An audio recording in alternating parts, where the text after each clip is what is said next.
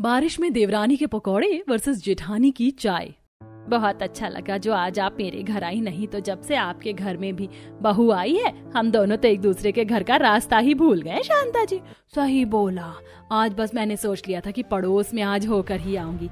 ऐसे भी कहीं होता है भला कि कहाँ तो हम लोग रोज मिलते थे और अब एक दूसरे से मिलने का वक्त ही नहीं मिल पाता है। हाँ हे भगवान, कितनी तेज गरज हो रही है, लगता है कि बारिश होने वाली है। अरे बहुओं, अरे शिखा और प्रिया यहाँ आओ। जी माँ जी बोलिए। बहुओं देखो मौसम कितना मस्ताना हो रहा है और शांता जी भी कितने दिनों के बाद आई हैं। तुम दोनों एक काम करो, जाओ जाकर बढ़िया चाय और पकौड़े बना दो। और हाँ बहुओं, मुझे पकौड़े बस आलू और प्याज के अच्छे लगते हैं और साथ में अदरक वाली चाय, यही बरसात की जान होती है। जी मैं समझ गई। अरे नहीं, चाय के साथ पकौड़े बनाने पड़ेंगे। इतनी अच्छी बारिश आने वाली है, उसको एंजॉय करने के बजाय मैं चाय पकौड़े बनाऊं? नहीं, ऐसा नहीं हो सकता। जल्दी से बचने का कोई बहाना सोच शिखा। माँ जी मैं ना चाय बना दूंगी। शांता जी मैं अदरक की चाय इतनी अच्छी बनाती हूँ कि बस पूछो नहीं। और प्रिया पकौड़े बना देगी, इसके हाथ के पकौड़े बहुत स्वादिष्ट होते हैं। क्यों प्रिया? जी। शिखा ने बड़ी ही चालाकी से पकौड़े बनाने का काम प्रिया को सौंप दिया और खुद बस चाय बनाने को रसोई में आ गई। शिखा और प्रिया दोनों शांति की बहुएं थीं, जिनमें शिखा बड़ी और प्रिया छोटी बहू थी। दोनों ही बहुओं के मिजाज में अंतर था। एक तरफ जहां शिखा कामचोर टाइप की थी तो वहीं प्रिया काफी सीधी सादी और मेहनती थी। आज भी शिखा चालाकी से रसोई में आई और उसने 2 कप चाय बनने को रख दी। इतने में ही बारिश तेज हो गई। अरे वाह, कितनी तेज बारिश हो रही है। इतनी अच्छी बारिश हो और मैं उसमें ना भीग पाऊं, ऐसा हो सकता है क्या? प्रिया मैंने चाय बनने को रख दी है, अब इसको ना तुम देख लेना। बारिश इतनी अच्छी आ रही है तो मैं इसमें भीगने जा रही हूँ। पर भाभी चली गई। अरे वाह, बारिश के भीगने का मजा ही अलग है। अच्छा हुआ जो कि चाय भी प्रिया पर ही मैं छोड़ आई। कितनी अच्छी बारिश है। चाय बनाने के चक्कर में तो ये सारी ही मिस हो जाती। ये मौसम की बारिश, ये बारिश का पानी, ये पानी की बूंदे तुझे तो ढूंढे, ये मिलने की ख्वाहिश, ये ख्वाहिश पुरानी, वो पूरी मुझी से मेरी ये कहानी। ये छत से कैसी आवाज आ रही है? लगता है कि शिखा छत पर है। इसने फिर वही किया। बेचारी प्रिया ही चाय और पकौड़े दोनों चीजें बनाने में लगी हुई होगी। ये भाभी भी ना सारी जिम्मेदारी मेरे सर पर ही छोड़ गई है। मेरे आलू तो कट गए, अब जल्दी से इनके पकौड़े बना देती हूँ। चाय भी वैसे ही तैयार सी है, एक बार चख लूं कि सही बनी भी है कि नहीं। ये क्या बनाया है भाभी ने? ना इस चाय में चीनी और ना ही अदरक, बस दूध में पत्ती लगा दी है। अब मुझे चाय भी दोबारा बनानी होगी। खुद तो चली गई बारिश को एंजॉय करने। प्रिया ने ऐसे बोलकर चाय दोबारा बनने के लिए रखी और साथ साथ पकौड़े बनाए।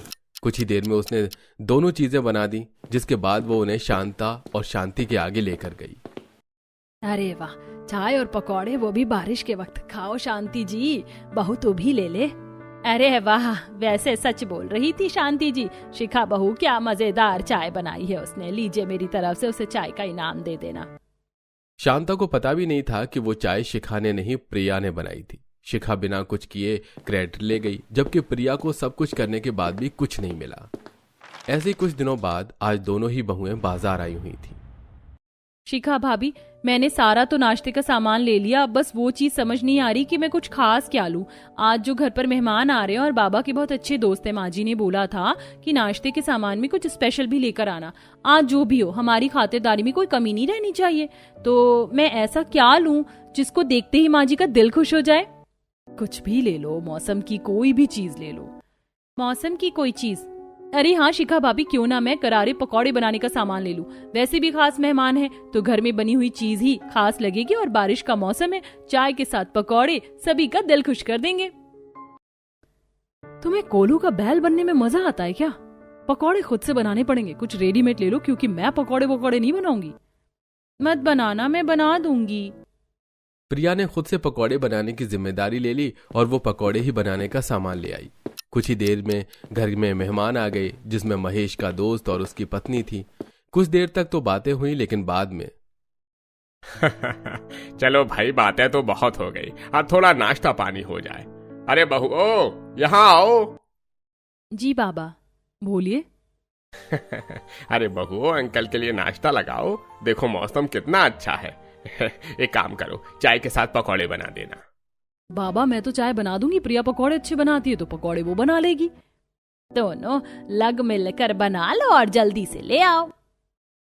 बेटा हम लोग ना मसाला चाय पीते हैं तो चाय प्लेन ना बनाना, थोड़ी सी लौंग, थोड़ी सी अदरक, काली मिर्च और तेज पत्ता ये चीज डालकर ही बनाना, और ये सब साबुत ना डालना, पीस कर डालना, इलायची भी डाल देना है जी। धनिया, नमक और मिर्ची भी ना डाल दूं? मैंने तो चाय की जिम्मेदारी इसलिए ली थी क्योंकि ये सिंपल होती है, लेकिन ये लोग तो बड़ी मेहनत करवा रहे हैं। अब देखो मैं चाय भी ऐसी बनाऊंगी कि लोग मुझसे बनवाने से पहले सोचा करेंगे। शिखा सोच चुकी थी कि वो आज की चाय को खराब करेगी। दोनों बहुएं रसोई में आ गई। जहां आकर प्रिया ने पकौड़े बनाने शुरू किए तो शिखा चाय बनाने लगी। अरे भाभी ऐसे मोटा मोटा मसाला मत डालिए, उन्होंने पीस कर बोला है। चुप करो प्रिया, तुम ही मानो उनके ऑर्डर। मेरा तो जैसा दिल करेगा ना मैं वैसी चाय बनाऊंगी। शिखा गुस्से में चाय बनाने लगी। उसे सिर्फ चाय बनाना ही मुश्किल लग रहा था। बड़ी ही गुस्से में बड़बड़ाते हुए शिखा ने अपना काम खत्म किया और दोनों बहुओं ने नाश्ते के साथ चाय और पकौड़े भी लगा दिए। पकौड़े तो सभी को पसंद आए, लेकिन चाय बेदिली से बनी हुई थी। चाय किसी को भी अच्छी नहीं लगी और मेहमान ऐसे ही वहां से चले गए। अब रोजाना ऐसे ही सिलसिला जारी था। शिखा चालाकी से बस चाय ही बनाती थी, और वो भी अब वो इस तरह से बनाने लगी थी जो उससे फिर कभी चाय बनाने को बोला ही न जाए। शिखा ने काफी लोगों को बेकार चाय ही बनाकर पिलाई थी, और ऐसे ही आज के दिन भी बरसात होने की संभावना थी। संडे का दिन था। दोनों बहुओं के पति घर में थे। उनकी नंद की सहेलियां भी आई हुई थी। ऐसे में भाभी मेरी फ्रेंड्स भी आई हुई हैं, भैया भी आज घर में ही है और मौसम भी अच्छा हो रहा है, तो आप दोनों चाय पकौड़े बनाओ ना, मजा आएगा। बरसात में तो सभी की जबान चटोरी ही हो जाती है। ठीक है सोना, हम जाते हैं बनाने को। मैं तो हमेशा की तरह बस चाय ही बना दूंगी। नहीं बहुओं, जरा रुको। शिखा बहू आज तू चाय और पकौड़े दोनों बनाना, और हाँ आज हमें नॉर्मल चाय नहीं कुल्हड़ की चाय पीनी है, और साथ में आलू मिर्च और प्याज के पकौड़े। जा जल्दी से बना कर ला। क्यों माँ जी, बस मैं ही क्यों? क्यों? जब सिर्फ प्रिया रसोई के काम करती थी तब ये सवाल नहीं उठता कि सिर्फ प्रिया ही क्यों? मैं कब से देख रही हूँ शिखा कि तू बस अपने हिस्से में आसान काम को ही लेती है और उसमें भी पूरा नहीं डालती, और अब तो तुझसे वो एक काम भी ना करवाया जाए इसीलिए तू कामों को बिगाड़ने भी लगी है। लेकिन तुझे क्या लगता है कि हम सभी बेवकूफ हैं? नहीं बेटा, बिल्कुल भी नहीं। हम तुझसे ज्यादा समझदार हैं। अब जा और तू सभी के लिए चाय पकौड़े ला, और हाँ ध्यान से अच्छे से बनाना, कोई कमी हुई तो दोबारा बनवाऊंगी। शिखा शांति के आगे कुछ नहीं बोल पाई और वो शांति से चाय पकौड़े बनाने को आ गई। जरा तेवर तो देखो मेरी सास की, बूढ़ी हो गई है लेकिन अकल कम नहीं हुई है। अब तो मैं भी बिगाड़ नहीं सकती हूँ क्योंकि दोबारा बनाना पड़ेगा। चल शिखा जल्दी जल्दी से चाय पकौड़े बना और सभी को दे दे। शिखा ने आज रसोई में जी जान से काम किया। उसने कुल्हड़ वाली चाय बनाई, साथ ही उसने बहुत ही करारे करारे पकौड़े बनाए। कुछ ही देर में उसका खाना बन गया जिसको उसने सभी को दिया। और वाह, ये स्वाद है ना मेरी शिखा बहू के हाथों का। पता नहीं क्यों अपने इतने शीरी वाले हाथों का खाना ये बिगाड़ती है। भाभी चाय और पकौड़ों का तो जवाब ही नहीं है। वाओ, वीकेंड, हॉलीडे, बारिश और शिखा के हाथों के चाय पकौड़े, ओहो सभी का कोई तोड़ नहीं है। हाँ भाभी, मजा आ गया, आपने बहुत ही टेस्टी चाय पकौड़े बनाए हैं। सभी ने शिखा की बहुत ज्यादा तारीफ की, जिससे शिखा का दिल खुश हो गया। अब उसे समझ भी आ रहा था कि फैमिली के लिए काम करने में खुशी ही मिलती है। आज के बाद से अब शिखा ने कभी काम चोरी नहीं की, बल्कि अब तो वो कामों को बड़े मन से करने लगी थी और अब सब कुछ ठीक हो चुका था। तालाब नदी किनारे दो काली गोरी बहनों का ससुराल। तुम दोनों सारे पेपर में अच्छे नंबरों से पास हो क्योंकि नदी के पार वाली तुम्हारी बुआ ने तुम दोनों के कहने पर तुम्हारे लिए नदी के पार लड़के देखना शुरू कर दिया है। माँ, जैसी इसकी काली शक्ल है उस हिसाब से उसका ससुराल नदी के पास नहीं नाले के पास देखना चाहिए। कथा, ये क्या तरीका है अपनी बड़ी बहन से बात करने का? अगर तुम गोरी हो और वो काली है इसका मतलब ये नहीं कि तुम उसका ऐसे मजाक बनाओ। आशा की डांट सुनकर कथा मुंह बनाकर कॉलेज जाती है। कुछ देर बाद काजल भी कॉलेज आती है। काजल आते ही कथा की सारी दोस्त काजल के पास चली जाती हैं। कुछ सवाल पूछना है। अच्छा हुआ दीदी जो आप आ गए, मुझे ये क्वेश्चन समझ नहीं आ रहे। 10 मिनट में एग्जाम शुरू हो जाएगा, जल्दी से बता दो ना। कथा की बच्ची से कुछ भी पूछो तो कुछ नहीं बताती है। पता नहीं हर कोई इस काली का फैन क्यों है। ये सब देख कथा का गुस्सा और भी ज्यादा बढ़ जाता है और बहुत जल्द दोनों बहन का रिजल्ट आता है और बहुत जल्द काजल का रिश्ता आता है। पर काजल का काला रंग देखकर वो लड़के वाले कथा को पसंद करके चले जाते हैं। समय यूं ही बीतता है और एक बार फिर आशा काजल के लिए रिश्ता देखती है और इस बार लड़के वाले काजल को पसंद करके चले जाते हैं और बहुत जल्द आशा अपनी दोनों बेटी की शादी नदी के पार करवा देती है। जहां एक बहन का घर नदी के इस तरफ था तो दूसरी बहन का घर नदी के दूसरी तरफ। आओ बहू, यह है तुम्हारा ससुराल। कैसा लगा अपना नदी के पास वाला ससुराल? मैंने जितना सोचा था मुझे उससे भी ज्यादा अच्छा लग रहा है। क्योंकि नदी के इस तरफ काजल का घर था इसलिए वो आते ही अपने घर में चली जाती है और नदी के दूसरी तरफ कथा का ससुराल था इसलिए उसे नाव से नदी पार करनी पड़ती है। मैं जानता हूँ कथा, शादी की वजह से तुम पहले ही काफी थक गई होगी, ऊपर से नाव में बैठकर नदी पार करना। ऐसा मत बोलो, मेरा तो सपना था कि जब मैं अपने ससुराल जाऊं तो इसी तरह नाव में बैठकर नदी पार करूं। अगर ऐसी बात है भाभी तो आपका सपना पूरा हो गया। कुछ दिन में कथा अपने ससुराल वालों के साथ अपने घर में जाती है और इसी तरह कुछ दिन बीत जाते हैं। क्योंकि अब गर्मी आ चुकी थी इसलिए लोग नदी में आकर नहाना शुरू कर देते हैं, तो वहीं कुछ लोग नदी के ही पास बैठकर कपड़े धोते हैं जिस वजह से नदी गंदी होने लगती है, साथ ही बदबू आनी शुरू हो जाती है। माँ जी, शुरू में नदी का पानी कितना साफ था। रात में जब सोते थे तो ठंडी ठंडी हवा आती थी, पर कुछ दिनों से नदी में से बदबू आ रही है। बहू अब क्या कर सकते हैं, गर्मी में लोग नहाते हैं, कपड़े धोते हैं तो बदबू तो आनी ही है। पर माँ जी, अगर नदी का पानी गंदा हो गया तो वो अपने आप साफ नहीं होने वाला। देखिए ना, अब तो नदी में हरी हरी घास भी पैदा हो गई। मैं सोच रही हूँ कि इन्हें साफ कर दूं, इसी बहाने नदी की कुछ सफाई भी हो जाएगी। सही कहा भाभी आपने, मैं इसमें आपका पूरा साथ दूंगी। वैसे काफी दिन हो गए मिट्टी के चूल्हे का खाना खाए हुए। मैंने मिट्टी का चूल्हा बना दिया है, आप आज शाम को मिट्टी के चूल्हे पर खाना बनाना। इतना बोलकर काजल और शीला नदी के पास से पैदा हुई घास काट कर हटाने लगती है। साथ ही नदी के पास जो थोड़ा सा कूड़ा जमा था उसे भी निकालकर साफ कर देती है। ये सब कुछ अपने घर की छत से कथा देखती है। आखिर इसकी जिंदगी में इतनी खुशियां कैसे हैं? शादी से पहले भी हर कोई इसके आसपास घूमता था और शादी के बाद भी। देखो कैसे इस काली का पूरा ससुराल इसके साथ रहता है।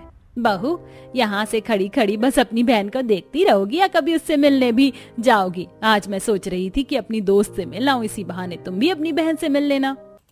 नहीं माँ जी, मुझे उस कलूटी का चेहरा देखने का कोई शौक नहीं है। मैं जब भी उसे देखती हूँ मेरा दिन खराब चला जाता है।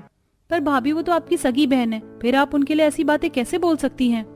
कथा करिश्मा और शांति की किसी भी बात का जवाब नहीं देती और वहां से नीचे चली जाती है। इस तरह कुछ दिन बीत जाते हैं और इस बार जब नदी के पास कुछ देर करिश्मा और कथा बैठकर बातें कर रही होती हैं तो वो देखती हैं कि नदी के दूसरी तरफ शांति, सुमित्रा और काजल एक साथ काफी हंसी ठिठोली कर रही हैं।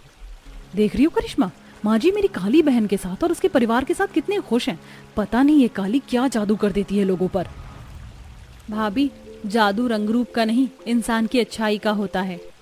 इतना बोलकर करिश्मा वहां से उठकर चली जाती है और अब कथा से अपनी काली बहन की खुशी और बर्दाश्त नहीं होती और वो उसे परेशान करने के लिए एक दिन घर का सारा काम खत्म करके कूड़ा बाहर फेंकने जाती है। और तभी उसकी नजर अपनी बहन पर पड़ती है जो शाम के वक्त सभी के लिए घर के बाहर मिट्टी के चूल्हे पर कुल्हड़ वाली चाय बना रही होती है।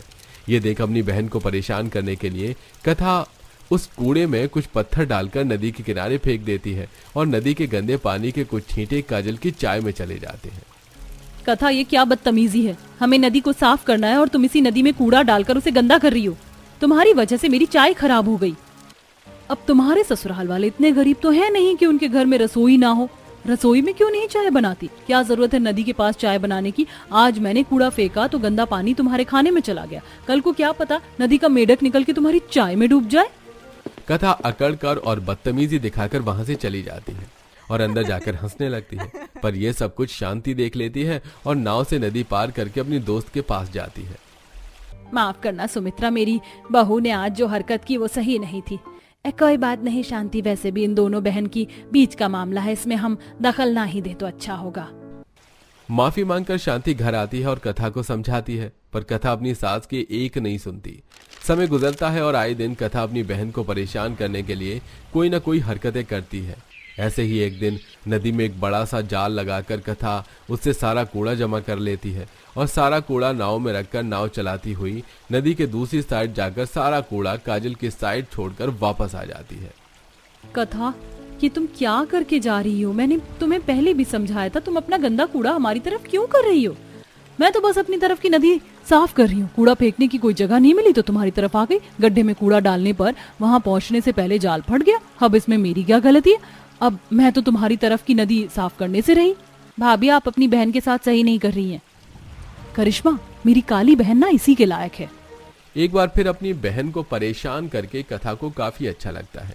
समय गुजरता है और गुजरते समय के साथ कथा जानबूझकर अब नदी के पास गंदे बर्तन, कपड़े धोती, कूड़ा नदी में फेंकती और अपनी तरफ के घास काटकर उन्हें भी नदी के दूसरे किनारे तक फेंक देती, जिससे नदी काफी ज्यादा गंदी हो जाती है। ऐसे ही एक दिन शांति जब नदी पार करके सुमित्रा की तरफ जा रही होती है तो उसे काफी गंदी बदबू आती है, जिसके बाद वो सुमित्रा के साथ बाजार जाते हुए बातें करती है। सुमित्रा, भले ही तुम्हारी तरफ गंदगी ज्यादा है पर नदी तो पूरी गंदी हो गई है। अब बहुत ज्यादा बदबू आती है। ऊपर से मेरी बहू है जो समझने को तैयार ही नहीं। मैंने तो उसका गोरा रंग देखकर उसे पसंद किया, पर अब समझ आ रहा है इंसान का गोरा रंग नहीं, उनके संस्कार देखे जाते हैं। ऐसा मत बोलो बहन, ऐसी बातों से तो दोनों बहन के बीच की दूरियां और बढ़ेंगी। हमें नदी सफाई में दोनों बहनों को लगा देना चाहिए। क्या पता इस तरह उन दोनों की दूरियां खत्म हो जाए। अब दोनों दोस्त आइडिया बनाकर घर आती हैं और अपनी बहू से नदी सफाई की बात करती हैं। माँ जी, मैं तो बस आपकी परमिशन के लिए रुकी थी। अब हम खुद से ही नदी साफ नहीं कर सकते, मुझे सरपंच के पास जाना होगा। अमित जी, मुझे इसमें आपकी जरूरत है। मैं तो हमेशा तुम्हारे साथ हूँ, चलो आज सरपंच के घर चलते हैं।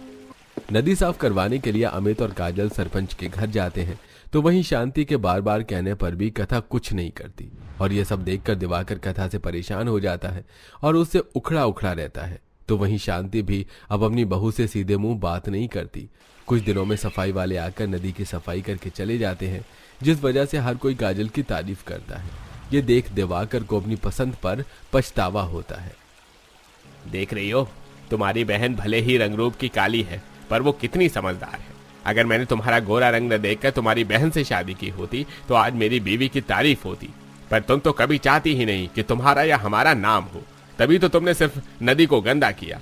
अरे कुछ सीखो अपनी बहन से। अगर इसी तरह अपनी बहन से नफरत करती रही तो एक दिन मुझे भी तुमसे नफरत हो जाएगी। हर किसी का झुकाव काजल की तरफ था। अब कुछ ही काम होता, हर कोई काजल के पास जाता। ये देखकर कथा को अपनी गलती का एहसास होता है। दीदी, मुझे माफ कर दो, मैं तुम्हारी तरह क्यों नहीं बन पाई। तुम्हें नीचा दिखाने के लिए खुद नीचे गिरती रही और आज मुझे एहसास हुआ कि मैं कितनी बड़ी गलती कर रही थी। रंग तो भगवान की देन है पर कर्म तो हमारे हाथ में है। मुझे माफ कर दो दीदी। आज पहली बार तूने समझदारी वाली बात की है। अब माफी मांगना बंद कर और गले लग जा।